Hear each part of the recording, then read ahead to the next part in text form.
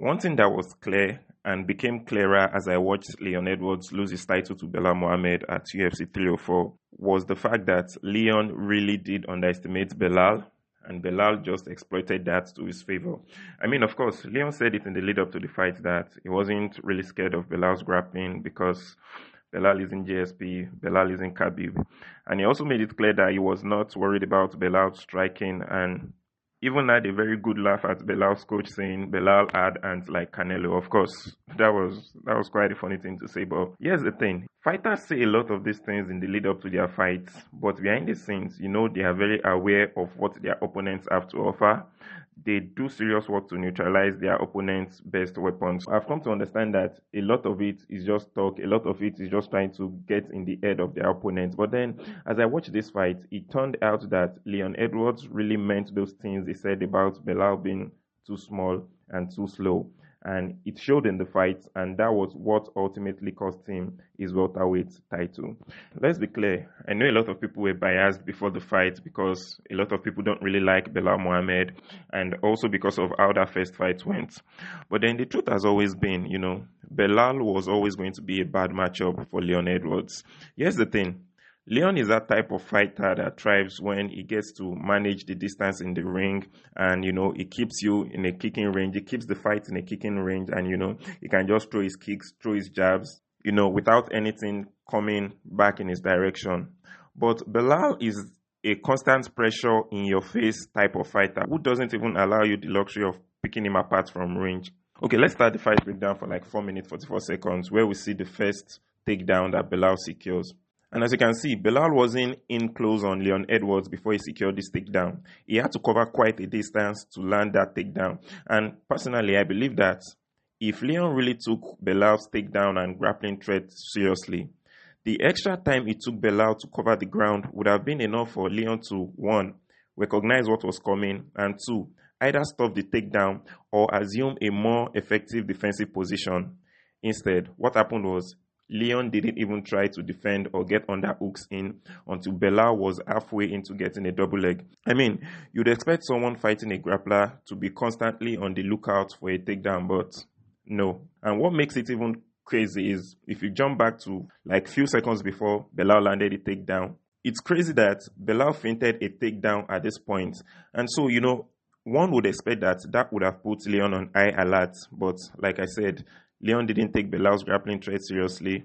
Credit to Leon though, because after less than a minute on his back, he got off his back, got the fight back on the feet, and this was where things got even more interesting. Because, of course, the fact that Belal took Leon down didn't come as a surprise to anyone.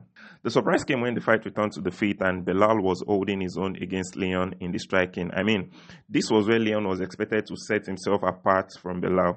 This was where he did it in the first fight, but this time around, Belal held his own. Of course, he ate some kicks, he ate some knees, he ate some jabs, but while people had expected him to fall like a pack of cards at this moment, Belal stood his ground, kept the pressure on Leon, found his timing, and then started landing some attacks of his own, and proved to Leon and to the world that things were not going to be the same as they were the first fight, that things were going to be different this time around. Now, let's jump to 58 seconds left on the clock in the first round, and here we see Leon trying to escape Belal's pressure and circle into space, because at this point, Belal had begun to land some really good jabs, and Leon was trying to escape that, but then Belal caught him with a nice left hook. He caught the ring with a nice left hook. And by my estimation, this was where everything went south for Leon Edwards, because just 5 seconds later, we see Leon Edwards assume what has to be the worst and the dumbest defensive posture to assume against a grappler. In my opinion, what really happened was Leon felt Belal's power from that left hook, and it was more than what he was expecting to get hit with. And that risk of getting hit again clouded his judgment, and he forgot he was standing in front of a grappler, because this defensive posture that Leon assumes after he got hit, other than the fact that it leaves the opening for an uppercut, which Belal landed shortly after, it is almost like an open invitation to get taken down. He might as well have been screaming at Belal to take him down with that posture.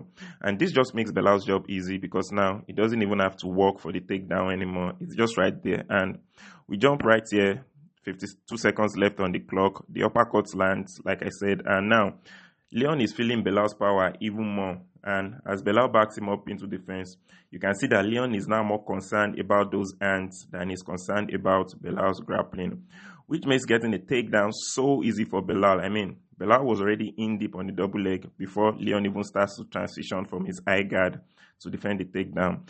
And for the rest of the fight, this is what we see, at the start of every round, Belal just had to do one thing. He just had to come in, remind Leon that there's serious danger in the hands, make him become extra conscious of getting it, and then take him down with little to no pushback. Now, let's jump to round 3. 4 minutes, 34 seconds on the clock. After trading a couple of punches and high kicks with Leon, see what happens here.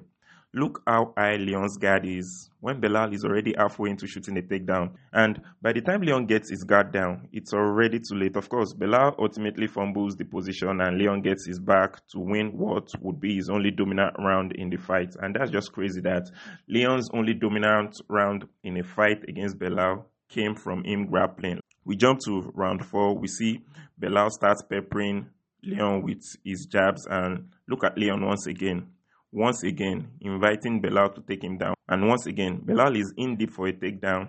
Leon still transitioning from his eye guard. Now, let's jump to this moment from round 5. 4 minutes, 5 seconds on the clock. Belal level changes to go for a takedown. And this moment just proves that Belal had gotten into his head and made him so conscious of the hands. You see here, Belal level changes to go for a takedown. But because he has made Leon have to worry so much about the hands throughout the fight, Leon reads the move wrongly. And instead of going for underhooks, he goes for a eye guard. Once again, making Belal's job easy. Like I said, I believe if Leon had not underestimated Belal's striking, this fight would probably have gone differently. Of course, Leon got on the mic after the fight and started coping by saying his body had been feeling tired all week. But once again, that was just cope.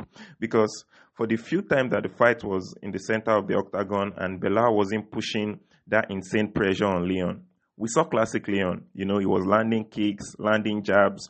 A lot of that happened midway in round 1. A lot of that happened in the beginning of round 2. But once Belal started shutting him down by landing his own attacks, instead of sitting back and taking the punishment, Leon would just give in. Even when they were grappling, defensively, Leon wasn't really hand fighting. Leon wasn't really doing a lot of what you'd have expected him to do. He can make all the excuses in the book. He can make all the excuses in the world. But one thing was clear in this fight, and it's that Leon wasn't prepared for the Belal that came to the party on this night.